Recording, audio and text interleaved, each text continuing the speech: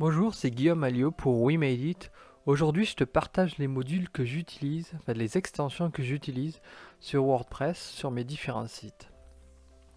Alors, premièrement, il y a beaucoup de problèmes de sécurité sur les WordPress. C'est des CMS qui sont utilisés et beaucoup utilisés, donc les pirates essayent d'utiliser les failles le plus souvent sur les WordPress.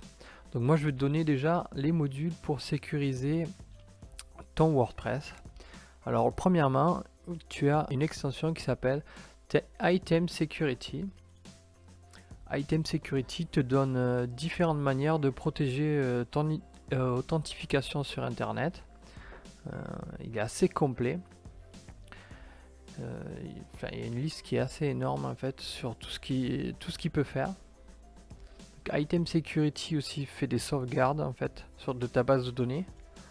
Donc ça c'est le premier module à installer, donc je vais l'activer même.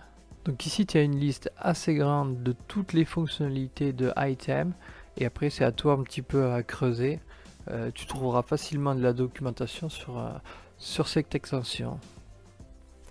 Après, deuxième extension de sécurité, WordFence Security aussi qui fait office d'antivirus, de firewall et qui scanne les malwares. Lui aussi il est assez complet et il est complémentaire avec Item Security.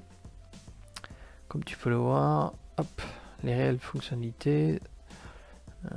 Il bloque les attaques en temps réel. Login Security, un petit peu comme Item. Du monitoring. Multisite Security. Voilà, enfin, il est assez complet aussi. Et là aussi, pareil, il faut creuser les fonctionnalités pour vraiment, si tu veux vraiment exploiter l'extension à fond, il faut aller dedans et creuser. C'est pas très compliqué en fait, il y a certains trucs où il faut aller chercher les traductions si tout n'est pas traduit, mais c'est pas trop compliqué. Tous ces systèmes de sécurité, c'est assez facile. Je crois que sur Item Security, je sais plus c'est lequel des deux. En fait, il scanne vos fichiers de code sur le site et regarde s'il a été modifié entre temps. Ça c'est vraiment pratique, en fait ça permet de voir s'il n'y a pas eu un programme malicieux qui est allé sur votre site et qui a modifié les codes de vos pages pour ajouter un petit code à l'intérieur pour rediriger par exemple le trafic ou faire d'autres choses, envoyer des emails par exemple. Donc voilà, ça c'est les deux grosses extensions qui sont recommandées à installer dès le début pour être tranquille. Ce que j'ai rajouté aussi, c'est Block Bad Queries. C'est une petite extension qui bloque les requêtes malveillantes aussi sur le site, sur toutes les parties. Donc celui-là aussi, Block Bad Query BBQ. Je vais te montrer aussi l'image parce que ça c'est important. Voilà, BBQ barbecue. Voilà, donc c'est un petit plugin. Ça mange pas de peine, ça protège voilà toutes les requêtes get, post, put, delete, etc. Donc ça c'est vraiment pas mal. Ça coûte rien, ça te protège bien. Une autre extension niveau sécurité que j'ai mis moi, c'est WPS Hide Login. Alors WPS Hide Login, qu'est-ce que c'est? C'est une petite extension qui va modifier l'URL d'accès pour l'administration de WordPress. Pour te connecter normalement sur WordPress, il faut que tu mettes à la fin de ton URL /wp-admin. Là en fait pour te loguer la première fois il va falloir mettre quelque chose de différent et c'est toi qui peux le configurer, donc c'est super pratique et ça évite, on va dire, que le pirate arrive directement sur la page admin de ton WordPress et là tu es protégé, ça te rajoute une couche de protection. C'est pas grand chose mais tout petit à petit fait que ton site est beaucoup mieux protégé que une personne qui aura rien fait dessus. Une autre extension qui elle est niveau sauvegarde de données. Moi j'utilise BackWPUP. Je vais te montrer aussi l'image pour voir ce que c'est. Extension de sauvegarde pour WordPress. Donc ici en fait ça va te faire des sauvegardes à intervalles réguliers. Donc tu auras un petit peu du paramétrage à faire. Moi ce que j'ai fait, j'ai un petit Dropbox quelque part. Il faut que curl activé sur ton serveur, donc sur les mutualisés je pense que c'est activé mais je n'en suis pas sûr. Donc ça permet en fait de sauvegarder ta base de données ou différentes parties de ton site à intervalles réguliers automatiquement sans que tu aies à le faire toi. Et ça, c'est important d'avoir des backups. C'est pas très compliqué si tu veux activer avec Dropbox. Il faut aller dans l'administration, il y a une clé API à entrer. Et c'est assez complet. Moi je l'ai utilisé sur différents sites. Et automatiquement, ça te crée tes fichiers. Tu peux donner le nombre maximum de fichiers que tu veux avoir. Par exemple, je veux garder que les 5 derniers jours. Lui, automatiquement, il va garder que 5 fichiers dans un dossier précis de WordPress. Et ça se fait tout seul. Donc ça, c'est vraiment pratique. Moi, je l'utilise directement parce que on oublie souvent de faire des sauvegardes. Et donc ça, c'est le top. Maintenant, on va passer à d'autres parties. Niveau référencement, si tu veux avoir un meilleur référencement sur ton site et avoir des fonctionnalités pour les réseaux sociaux, etc., tu as deux gros acteurs dans le référencement. Tu as All-in-One SEO Pack, c'est celui que j'ai pris actuellement. Il y a un autre gros acteur dans ce domaine-là, mais celui-là pour moi actuellement il me convient largement. Il y a tout ce qu'il faut, on peut caler Google Analytics, et d'ailleurs c'est une chose qu'il faut faire assez rapidement, on va dire, pour que tu puisses avoir des remontées de trafic. Et il y a tout ce qui est internet, réseaux sociaux dessus. Donc ça c'est une extension à mettre obligatoirement si tu veux que ton site soit référencé sur internet. Voilà, celui-là il est un peu plus touchy. Je te conseille de regarder Guide du débutant pour All-in-One SEO, car en fait c'est vraiment, on peut faire beaucoup de choses et c'est très complet. Voilà, je vais te montrer un petit peu les options. C'est énorme en fait les options que tu peux régler. Et puis après tu auras aussi des options au niveau de tes articles de page. Là c'est pareil, là il y a tout ça activé, plan XML, métadonnées sociales, les robots. Modifier le fichier robot, ça s'en fout. Bloqueur de bourreaux nocifs, performance. Je vais te continuer à te montrer les extensions que j'utilise. Donc All-in-One SEO. Après une autre petite extension qui s'appelle Broken Link Checker. C'est une fonctionnalité qui est vraiment pas mal. Quand tu commences à mettre pas mal de liens sur ton site, là ce petit module, cette extension va vérifier que tes liens existent et qui pointent sur quelque chose et pas sur une page 404, et il vérifie que tes liens ne soient pas cassés. Donc ça c'est pratique quand tu débutes, souvent au début, car tu vas vite oublier un lien, ça va vite de toute façon d'oublier un lien.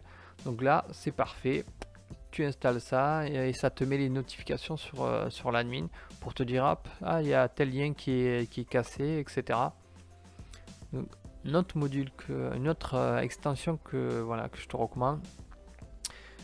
Après niveau performance, sache qu'en fait un site internet, ça fait des requêtes. En fait, quand tu vas sur une page, ça appelle plusieurs fois des morceaux de site. Et en fait, tu as une possibilité de mettre en mémoire les parties qui sont, on va dire, statiques, où il n'y a pas besoin de faire des appels, comme par exemple les commentaires. Là, les commentaires, par exemple, pour recharger les commentaires d'un site internet, tu es obligé de faire un appel à la base de données. Et bien là, en fait, le système de cache permet d'enregistrer les parties qui n'ont pas besoin de ça. Par exemple, ma page, imaginons je fais une page où je me décris moi.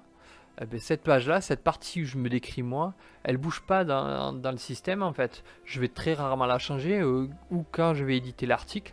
Mais sinon, si je n'édite pas l'article, la page elle est valide jusqu'à ce que je fasse une modification. Donc elle est quasiment tout le temps valide. Et donc, il y a un système de cache en fait. Ça met en mémoire les données de la page qui ne bougent pas. Donc moi je te recommande, il y en a 2 ou 3. Il y a WP Super Cache. Et donc ça met en mémoire cache les parties du site que tu veux. Et donc là c'est pareil, il y a pas mal d'options. Je te montrerai une autre extension. Alors au début, quand tu viens de mettre en ligne ton site, et que tu n'as pas de données, tu peux le mettre entre guillemets en mode coming soon. Donc tu as une extension qui s'appelle coming soon page et maintenance mode par site prod. Alors ça te permet de mettre en mode maintenance son site internet. Ça veut dire que dès le début, imaginons dès le début tu viens de l'installer, etc. Si tu veux éviter que Google et que des sites internet commencent à référencer ton site alors qu'il n'y a rien, et tu actives ce mode coming soon et donc tu auras une page avec ce que tu auras mis, tu peux le personnaliser. Mais par contre, toi, quand tu vas aller sur le site, tu verras quand même tes informations, tu verras ta page normalement. Donc ne t'étonne pas de voir que toi tu arrives à voir la page et mais si tu vas par exemple sur ton téléphone mobile, que tu vas sur le site, tu verras, tu auras une page blanche si tu n'as rien mis, ou tu auras une page de maintenance si tu as mis une page de maintenance. Donc ça c'est pratique dès le début, si tu veux activer le mode coming soon, et puis même activer le mode maintenance. Imaginons tu veux faire des grosses modifications sur la page d'index ou autre. Tu actives le mode maintenance et toi tu peux faire après tranquillement tes modifications. Voilà, là j'ai fini avec l'essentiel en fait des extensions à installer dès le début. Je recommande quand même d'installer le module Jetpack de WordPress. Qu'est-ce que Jetpack de WordPress? Ça améliore la sécurité, ça met les images sur le CDN de WordPress, donc ça te permet voilà, d'avoir tes images accessibles dans le monde entier. Donc tes images sont reportées sur d'autres serveurs et donc ça peut réduire le temps d'accès à tes images à l'autre bout du monde. Par exemple, si tu as un hébergeur en France et qu'il y a une personne qui va consulter ton site aux États-Unis, et bien là, les images vont être récupérées par exemple directement aux États-Unis si WordPress a un serveur aux États-Unis, donc l'image va transiter directement des États-Unis vers chez lui et il va récupérer la partie du site vers ton serveur. Donc ça permet de gagner du temps d'accès parce que plus un serveur est loin de là où tu es, plus ça met du temps. Donc là ça fait gagner du temps et du confort de visualisation. Niveau commentaires, voilà, si tu as envie que les gens interagissent un peu plus que ce qu'il y a actuellement sur WordPress, tu as la possibilité d'ajouter une extension qui s'appelle Disqus. C'est DISQUS.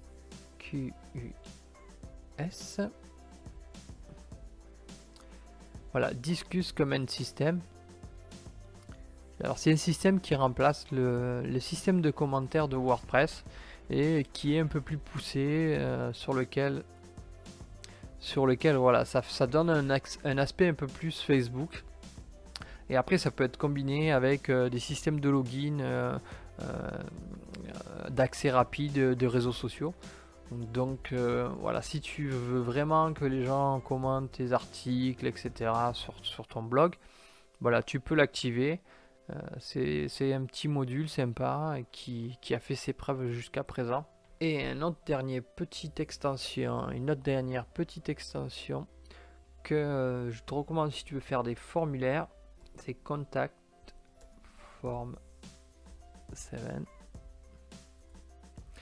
Contact Form 7, cela permet de faire des formulaires de contact rapides avec des liens rapides, en fait des raccourcis. Hop, voilà, tu peux créer des formulaires rapides et après tu peux les utiliser dans tes articles, dans tes pages, en appelant le shortcode qui correspond au formulaire. Voilà, c'est vraiment assez complet si tu as besoin de faire des formulaires. Mais moi actuellement je n'en ai pas besoin sur ce site là, donc j'en mets pas. On a fait le tour en fait des extensions à installer. Comme tu peux le voir, ici tu as les mises en avant de WordPress sur les extensions. Moi je te conseille d'aller regarder un petit peu ce qui est mis en avant. Il y a vraiment de quoi faire. Voilà, n'hésite pas toi aussi à partager les modules que tu as peut-être déjà sur ton WordPress, à me les recommander parce que moi aussi ça m'intéresse de savoir quel module tu utilises et pourquoi. Cette liste là n'est pas statique, le but c'est que ça évolue parce que tout le temps en fait tu as des nouveautés qui vont surpasser les anciennes extensions qui étaient là. Donc c'est super intéressant d'avoir ton retour. Moi aussi je vais regarder si des nouveaux modules commencent à percer et je te ferai des tutos dessus, ou je ferai une extension de cette vidéo pour te parler des modules que j'aurai installés en plus. Je reviendrai sûrement même sur le module WooCommerce que je vais installer dessus. Car si tu le sais pas, en fait, moi je suis développeur web et j'ai beaucoup travaillé sur des sites e-commerce et sur des modules, en fait, sur des CMS pour du e-commerce. J'ai déjà travaillé sur du Virtumart et sur du Magento. Donc c'est deux trucs totalement différents. Et donc là j'ai envie de m'intéresser aussi sur le WooCommerce. Parce que le WooCommerce je le connais pas du tout. Il a l'air assez maniable, assez facile à utiliser. Et c'est ce que je cherche moi aussi dans ces systèmes là de commerce. C'est d'avoir un système simple et efficace et qui te permet de faire tout ce que tu as besoin sans te prendre la tête et sans passer des heures à coder et essayer de comprendre comment ça fonctionne. Donc je reviendrai sur ce WooCommerce dès que j'aurai creusé et je me serai familiarisé avec son environnement. Et je t'expliquerai, je te ferai un tuto complet sur comment installer un WooCommerce minimal avec un système de paiement. Je pense que ce sera PayPal car c'est le plus facile pour commencer. Et puis après on verra. Moi je te dis à bientôt. J'attends tes retours sur les modules et les extensions qui sont pour toi nécessaires pour WordPress. Si tu fais des découvertes, pareil.